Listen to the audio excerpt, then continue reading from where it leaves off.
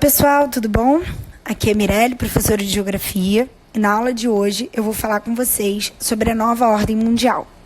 Essa aula está dividida em 3 partes, e nessa primeira parte eu vou falar um pouco sobre o fim do período bipolar, que caracteriza a velha ordem mundial, e vou apresentar as características gerais da nova ordem mundial.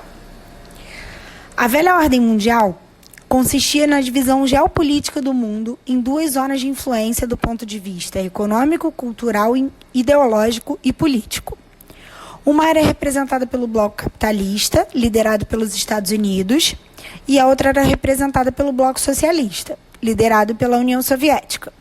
Assim, por meio de disputas indiretas, como as corridas armamentista e aeroespacial, as 2 potências disputavam qual ideologia seria vencedora da Guerra Fria, que bipolarizou o planeta. Como vocês já viram nas aulas anteriores, os Estados Unidos saíram vitoriosos, a partir do momento em que a União Soviética se desmembrou. Nos últimos anos da Guerra Fria, alguns eventos já apontavam a decadência da velha ordem mundial. Agora nós vamos falar um pouquinho de cada um deles. O primeiro foi a queda do Muro de Berlim. Esse é aquele muro que foi construído em 1961 e que separava a cidade de Berlim em 2 partes, uma capitalista e outra socialista. Vocês lembram que o Winston Churchill, logo após a Segunda Guerra Mundial, em 1946, disse que estava baixando sobre a Europa uma cortina de ferro? Então, muitos estudiosos consideram o Muro de Berlim como a materialização dessa cortina. A construção dele foi necessária devido à evasão que ocorria do lado soviético em direção ao lado capitalista, já que Berlim Ocidental, assim como o resto da Alemanha capitalista, recebeu uma série de investimentos do Plano Marshall, proposto pelos Estados Unidos, o que proporcionou sua reconstrução e desenvolvimento econômico pós-Segunda Guerra Mundial. Isso gerou uma enorme disparidade entre os lados capitalista e socialista de Berlim, já que Berlim Oriental passava por repressões, censura e crises econômicas que foram se agravando no decorrer da Guerra Fria. Diante desse quadro, e com uma pressão popular cada vez maior ao longo do tempo, houve a derrubada total do muro. O segundo evento que marcou a decadência da bipolaridade foi a dissolução iugoslava. A Iugoslávia foi criada ao final da Primeira Guerra Mundial como o reino dos sérvios, croatas e eslovenos. Durante a Segunda Guerra Mundial, a divisão entre os povos foi aguçada, já que de um lado ficaram os croatas, que apoiaram os nazistas, e do outro lado ficaram os sérvios e os croatas dissidentes, como Tito, o comandante da resistência, que eram contra os nazistas. O Marechal Tito comandou, após a vitória, a República Popular da Iugoslávia, composta por 6 unidades políticas e 2 províncias autônomas. Essa república vivia um socialismo independente, ou seja, não se associava ao socialismo soviético, já que não contou com a União Soviética para expulsar os nazistas de seu território.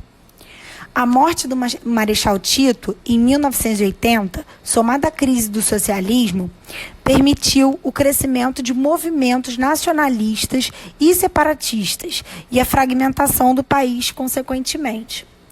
A partir de 1989, houve a independência da Eslovênia, seguida da Croácia, da Bósnia e da Macedônia, mediante uma série de conflitos.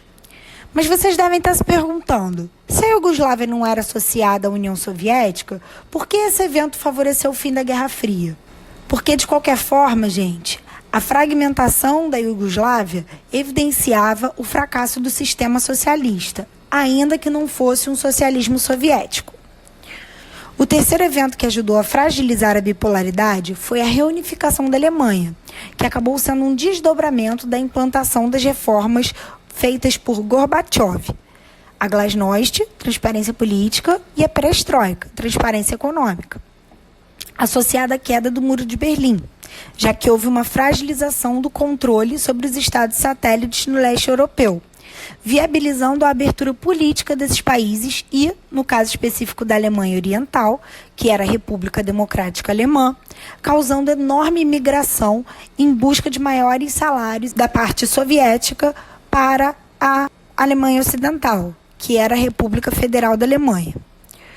Em 1990, começaram as negociações para a reunificação, envolvendo a debilitada União Soviética e as potências capitalistas. Essa reunificação ocorreu em outubro de 1990 e, na verdade, foi mais uma integração da parte oriental à parte ocidental, já que houve a manutenção da moeda ocidental, o marco, que foi criado durante o período da Guerra Fria, assim como a manutenção do poder executivo que existia na Alemanha capitalista. Mas o ponto final da Guerra Fria só veio em 1991, com a dissolução da União Soviética e consequente decadência da velha ordem mundial. Assim, agora que entendemos a decadência da velha ordem mundial bipolar, vamos tentar entender a nova ordem mundial. Levando em consideração que, com o fim da Guerra Fria, o socialismo foi derrotado e o capitalismo foi a ideologia vitoriosa, o esperado seria que os Estados Unidos passassem a ter a hegemonia na nova ordem mundial, certo? Certo, se vocês estão levando em consideração o aspecto geopolítico militar. Ou seja, no final da Guerra Fria, os norte-americanos continuaram centralizando o maior poderio bélico do mundo, coisa que acontece até os dias de hoje. Mas se o critério for econômico, o mundo começou a viver uma realidade multipolar, já que os Estados Unidos passaram a não ser mais a única potência mundial, dividindo o espaço com a Europa, tendo como potência central a Alemanha, e com a Ásia, especificamente com o Japão, logo após a Guerra Fria e posteriormente com a China. Então, pessoal, chegamos ao final da primeira parte da nossa aula sobre nova ordem mundial. Um beijo.